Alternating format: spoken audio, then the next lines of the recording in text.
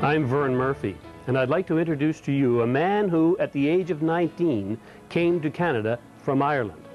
Why did he pick Prince Edward Island? Did he raise a family here? And what about his extensive real estate holdings island-wide? And if he arrived here penniless, how did he leave such a legacy to our university and his church? To answer these questions, I spoke with Wade McLaughlin, president of UPEI, and Father Francis Corcoran from St. Peter's. This is what they had to say. Remember that he came to Prince Edward Island himself, a very poor young man from a very poor country, Ireland.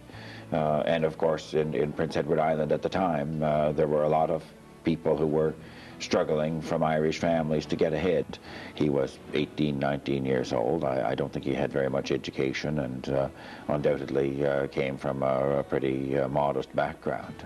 What is said about his business practices is that he kept very close tabs on things.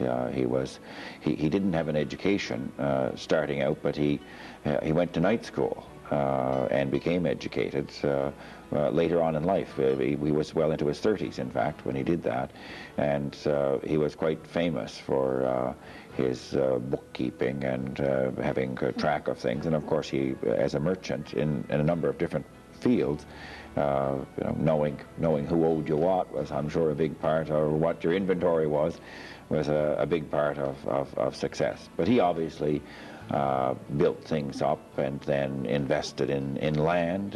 Was obviously something that he believed in.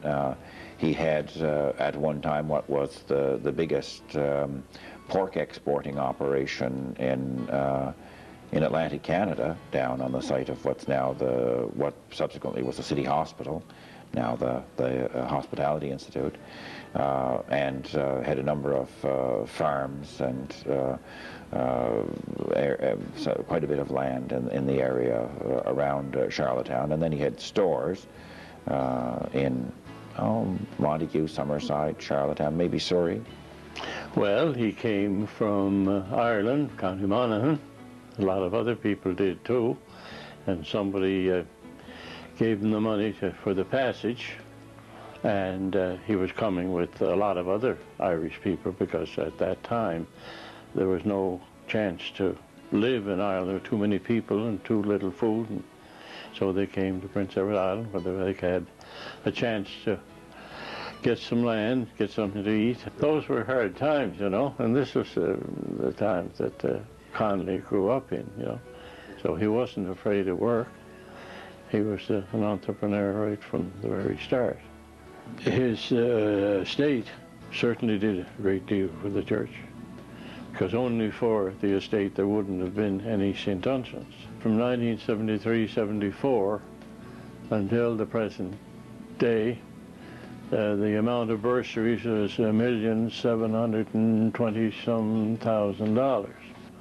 And I would estimate that it'll be, since UPEI began, that's in 1969, I guess was, yeah, I'd say there would be probably, $1.5 million went for bursaries. Well, there you have it. Some personal thoughts about the generous contributions from this one single human being who made such a lasting mark on the country of his choosing, Canada, and the special love he had for Prince Edward Island. Ladies and gentlemen, our first inductee into the 2003 Junior Achievement Business Hall of Fame, Mr. Owen Connelley.